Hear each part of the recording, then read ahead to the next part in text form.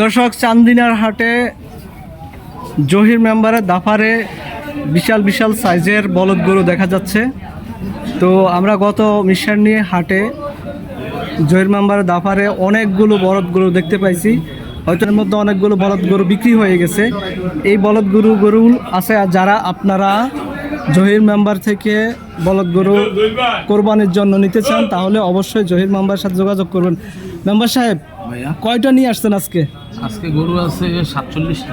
47টা আছে।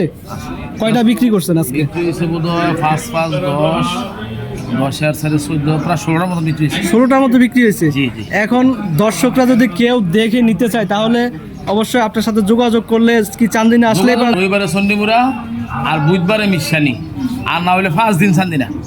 5 দিনে, সপ্তাহে 5 দিনে। বিশু, শুক্র, শনি, তারপরে সোম, মঙ্গল, এই 5 দিন চান্দিনা।